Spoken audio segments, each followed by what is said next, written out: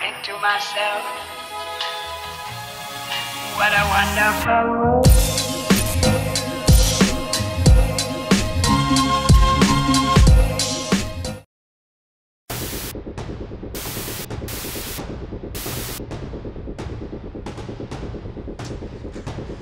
Go check on Dalton now.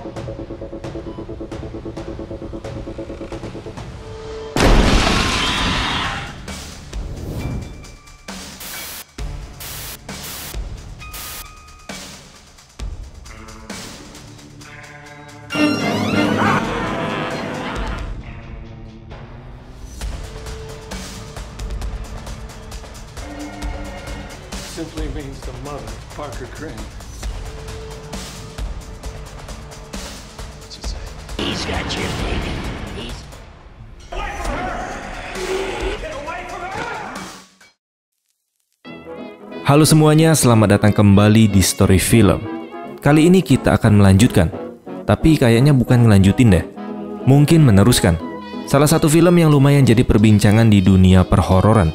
Film ini adalah Insidious Chapter 3. Setelah sebelumnya kita sudah membahas tuntas Chapter 1, Chapter 2, dan The Red Door. Mungkin ada yang bingung kok dua film Insidious lainnya belum dibahas. Kan masih ada Chapter 3 sama The Last Key. Nah, jadi cerita Chapter 3 ini terjadi sebelum kasus di keluarga Lambert, yaitu Josh, Renai, dan Dalton. Bisa dibilang timeline film ini prequel, alias terjadi sebelum film Insidious 1 dan Chapter 2. Pada Chapter 3 ini kita diperlihatkan asal mula Alice Rayner, atau paranormal yang membantu keluarga Lambert di film 1 dan kedua. Bagaimana dia akhirnya kembali mau menggunakan kemampuannya untuk berhubungan dengan arwah, setelah sebelumnya sempat vakum dari dunia perdukunan. Jadi di Chapter 3 akan lebih fokus ke kasus yang lain, dari keluarga Queen Brenner dan ibunya. Tapi tetap nyambung karena menunjukkan perjalanan Alice, Specs, dan Tucker, yang nantinya berperan penting di film pertama dan kedua. Sudah paham kan? Jadi tanpa berlama-lama lagi karena dari tadi udah kelamaan, mending kita langsung aja masuk ke alur filmnya. Enjoy the video. Di awal film kita diperlihatkan dengan seorang gadis bernama Queen Brenner yang datang ke rumah seorang cenayang terkenal bernama Alice Rayner. Queen meminta bantuan Alice agar bisa berkomunikasi dengan ibunya yang sudah meninggal. Awalnya Alice menolak, karena dia sebenarnya sudah berhenti menggunakan kemampuannya. Tapi melihat Queen yang begitu berharap, Alice akhirnya luluh dan setuju untuk mencoba. Queen pun bercerita kalau sebelumnya dia sempat merasa berkomunikasi dengan arwah ibunya dari alam lain. Tapi anehnya ada sosok lain yang juga terasa dekat dengannya. Hanya saja sosok itu tidak pernah merespon. Karena itulah Queen meminta bantuan Alice. Dia yakin kalau sosok yang dirasakannya tadi adalah arwah ibunya. Mendengar cerita Queen, Alice akhirnya mencoba berkomunikasi dengan ibunya yang bernama Lilith Brenner, atau biasa dipanggil dengan sebutan Lily. Tapi bukannya merasakan kehadiran sang ibu, Alice justru merasakan ada sesuatu yang jauh lebih gelap dan jahat. Merasa ada bahaya besar, Alice langsung menghentikan proses tersebut. Alice pun berkata pada Queen kalau dia tidak bisa membantunya. Lalu dia memperingatkan agar Queen jangan lagi mencoba berkomunikasi dengan arwah ibunya. Kalau tetap dipaksakan, itu hanya akan membahayakan nyawanya sendiri. Setelah mendapat penjelasan dari Alice, Queen pun pulang ke rumah. Di sana dia tinggal bersama ayahnya yang bernama Sean Brenner dan adik laki-lakinya bernama Alex Brenner.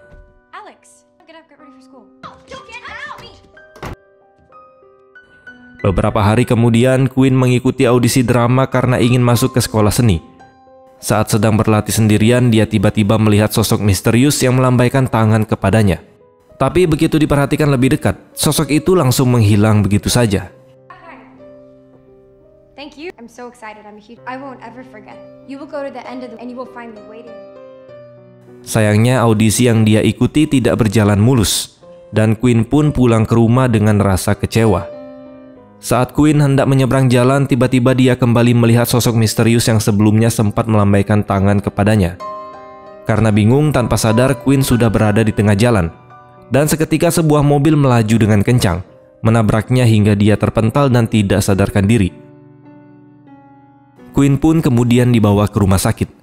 Para dokter menyatakan kakinya patah, sehingga dia harus menggunakan kursi roda untuk sementara waktu.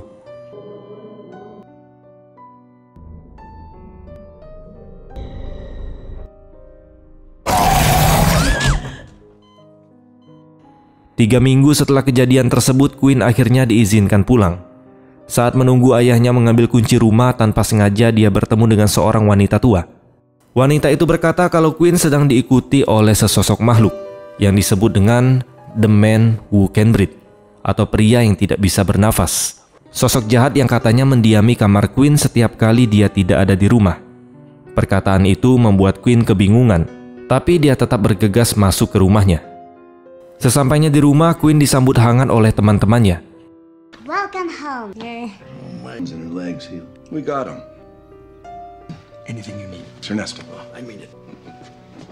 Tapi malam harinya, gangguan mulai datang.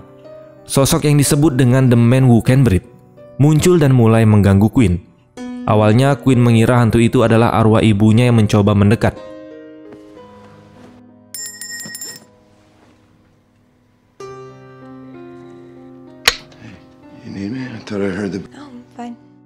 Namun keesokan paginya, dia menceritakan pada ayahnya bahwa beberapa minggu lalu dia sempat menemui seorang cenayang atau dukun untuk berkomunikasi dengan ibunya. Quinn bersikeras kalau ibunya memang berusaha menghubunginya. Padahal sebenarnya, sosok yang berkomunikasi dengan Quinn sama sekali bukanlah arwah ibunya, melainkan sosok jahat yang disebut dengan pria yang tidak bisa bernafas. Mendengar cerita Quinn, ayahnya justru menanggapinya sebagai omong kosong belaka. Sementara itu di tempat lain, Alice yang sedang beristirahat tiba-tiba mendapat sebuah penglihatan buruk tentang Quinn. Meski sudah pensiun dari dunia perdukunan, Alice merasa harus mencoba menolong gadis tersebut. Dia pun berusaha berkomunikasi dengan arwah ibu Quinn, yaitu Lily. Namun yang datang bukanlah Lily, melainkan sosok menyeramkan tersebut. Alice mencoba mencari tahu apa yang sebenarnya diinginkan oleh sosok itu. Tapi bukannya mendapat jawaban, dia justru mendapat serangan. She thinks you are.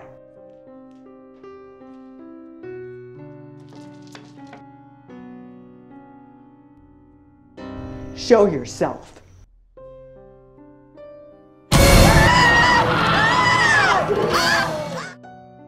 Serangan itu membuat Alice ketakutan dan semakin merasa tidak sanggup untuk membantu Quinn. Di rumah, Quinn sendiri mulai mengalami kejadian yang lebih parah. Saat sedang video call dengan temannya, tiba-tiba sosok jahat itu menyerangnya hingga membuat Quinn terpental dan jatuh ke lantai. How's it going with your dad? He's taking all this to his boss about it right now. Standing right next to you. Maggie?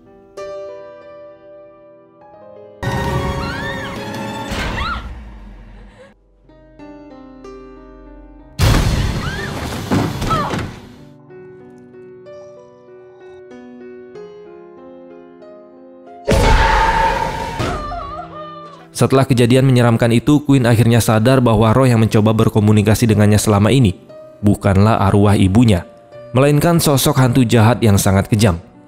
Dia pun mengakui pada ayahnya bahwa apa yang dia yakini selama ini ternyata salah. But it's not. Something else. I saw him. You're gonna be okay now. Namun malam harinya, saat sedang beristirahat, Quinn kembali mendapat gangguan.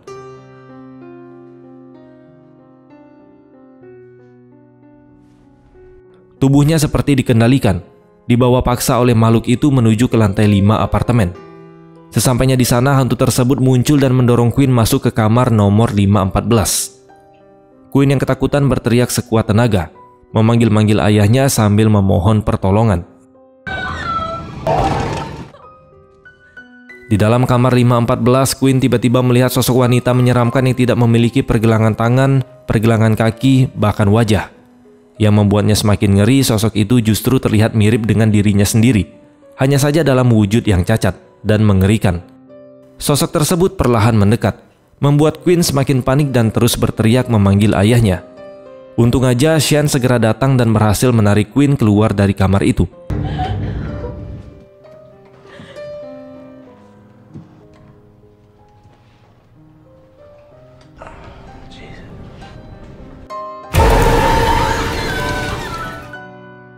Setelah kejadian itu, Sean akhirnya mulai percaya dengan semua yang selama ini dikatakan oleh Quinn. Keesokan harinya, dia pun mendatangi rumah Alice untuk meminta bantuan, berharap Alice mau menolong mereka menghadapi teror mengerikan ini.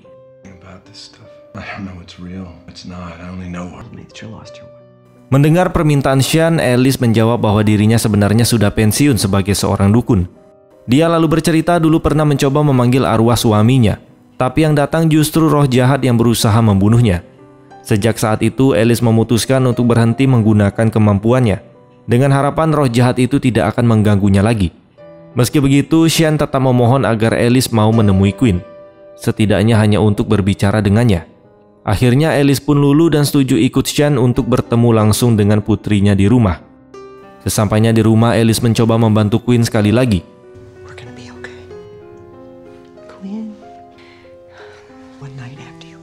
Dia pun masuk ke dunia arwah untuk mencari tahu siapa sebenarnya sosok jahat yang selama ini mengganggu gadis tersebut.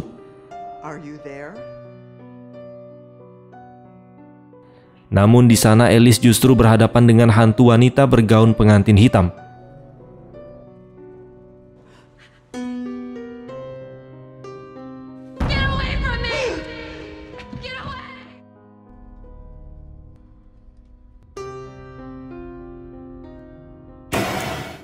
Dia adalah Bride in Black, roh jahat yang memang menjadi musuh utama Alice sejak lama.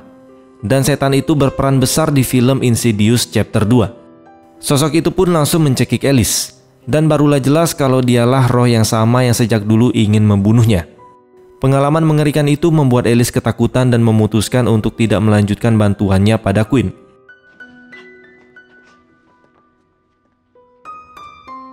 Dia kemudian menemui sahabat lamanya, yaitu Carl, dan bercerita bahwa hantu pengantin hitam itu kembali mencoba ingin menghabisinya.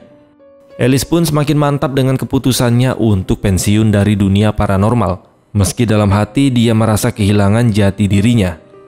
Di sini Alice merasa bimbang. Di satu sisi dia tahu bakat yang dimilikinya akan sia-sia jika tidak digunakan, tapi di sisi lain selama dia tetap menjadi paranormal, roh jahat itu akan terus memburunya dan mencoba membunuhnya lagi.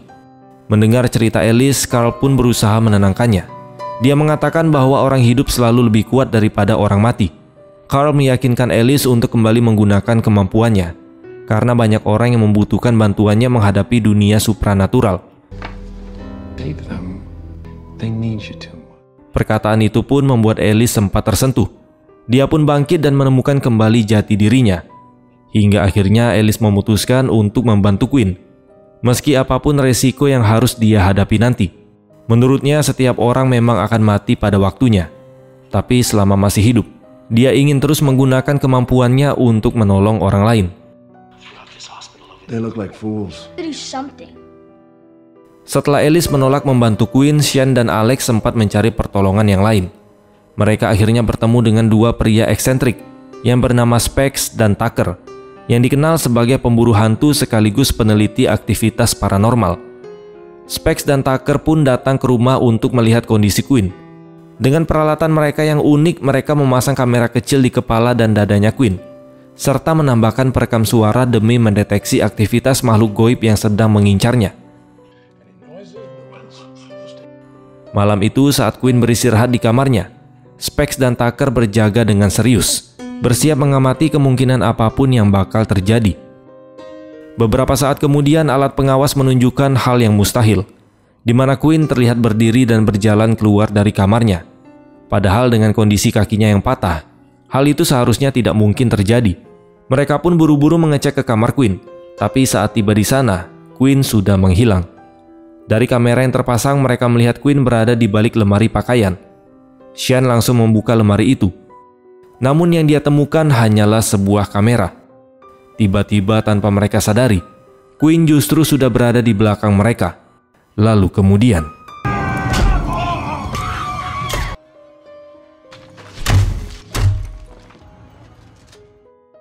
setelah menyerang semua orang, Quinn yang kerasukan bahkan mencoba untuk bundir. Untungnya hal tersebut berhasil dicegah tepat waktu. Dari sini jelas terlihat kalau tubuh Quinn benar-benar sudah dikuasai oleh roh jahat yang sejak awal terus menerornya. Melihat kondisi makin berbahaya, Specs dan Tucker akhirnya menyerah. Mereka menolak untuk melanjutkan bantuan karena merasa semua ini sudah di luar kemampuan mereka. Keputusan itu membuat Sean marah besar. Dia menuduh Specs dan Tucker hanya penipu yang tidak becus. Lalu Sean mengusir mereka keluar dari rumahnya. Namun tepat di saat suasana memanas, Alice tiba-tiba muncul. Dia meminta keduanya untuk tetap tinggal dan menolongnya. Alice kemudian menjelaskan bahwa roh yang menempel pada tubuh Quinn bukan sembarang hantu, melainkan sosok jahat yang sangat berbahaya. Di sini Alice juga mengungkapkan bahwa roh jahat itu ternyata telah mengambil separuh jiwa Quinn saat kecelakaan dulu. Karena itulah Quinn jadi semakin lemah dan mudah dikuasai. Alice pun berencana masuk lagi ke dunia arwah untuk menemukan roh jahat itu sekaligus mengambil kembali jiwa Quinn yang hilang. Dalam penglihatannya, Alice menyadari bahwa roh jahat itu tinggal di gedung yang sama dengan apartemen mereka, tepatnya di kamar 514. Kamar misterius yang dulu sempat membawa Quinn ke sana. Di saat Alice berusaha menelusuri keberadaan Quinn di alam arwah, dia tiba-tiba diserang lagi oleh sosok wanita bergaun pengantin hitam.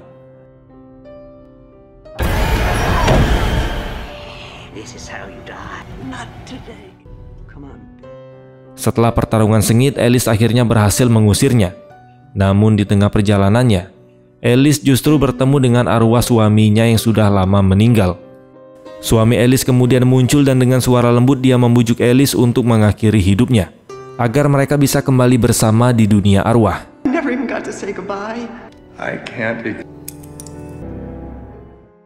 Namun Alice segera menyadari ada yang tidak beres.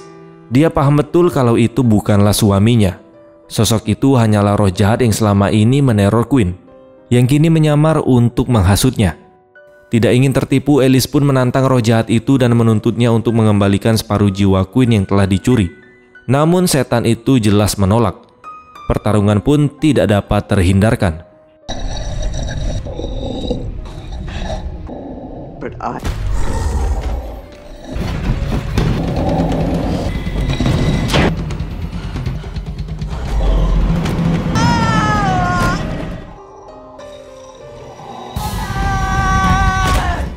Dengan penuh keberanian, Alice akhirnya berhasil merebut kembali potongan jiwa Quinn dan menggandengnya untuk kabur dari dunia arwah.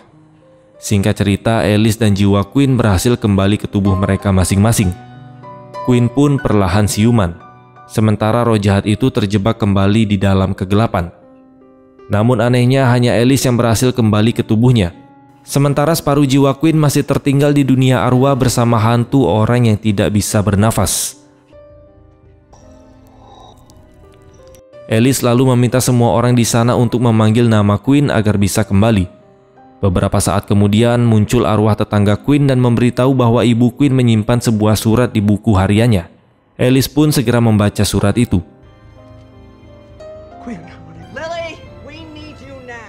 Dan tidak lama arwah ibu Quinn pun hadir ikut membantu.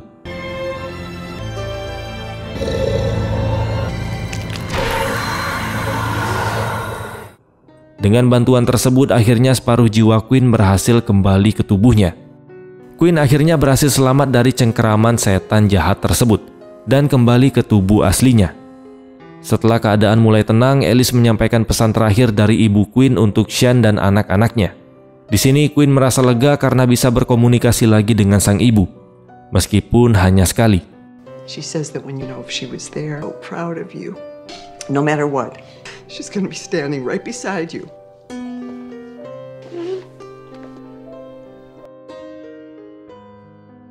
Kasus Quinn pun berakhir, dan Alice mengajak Tucker dan Specs untuk bekerja sama menolong orang-orang yang diganggu oleh makhluk goib. Stop. So think. Namun di akhir film,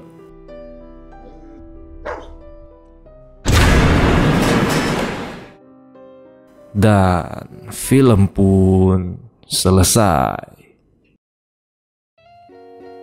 Ending yang sangat menghantukan. Jadi itulah cerita dari Insidious Chapter 3. Kisah tentang Quinn Brenner yang hampir kehilangan nyawanya karena diganggu roh jahat bernama The Man Who Can Breathe. Untungnya dengan bantuan Alice semua bisa terselesaikan. Meski kita juga tahu Alice sebenarnya masih menyimpan ketakutan besarnya terhadap dunia roh. Tapi tentu aja perjalanan Alice belum berhenti sampai di sini. Justru setelah kasus Queen ini, Alice mulai berani kembali membuka diri sebagai paranormal dan siap membantu lebih banyak orang. Dan cerita Alice akan berlanjut di film yang berikutnya, yaitu Insidious: The Last Key, yang bakal ngebawa kita lebih dalam lagi ke masa lalunya Alice dan rahasia kelam keluarganya. Jadi siap-siap karena film yang satu itu jauh lebih mencekam. Terima kasih sudah menonton dan sampai jumpa di next video.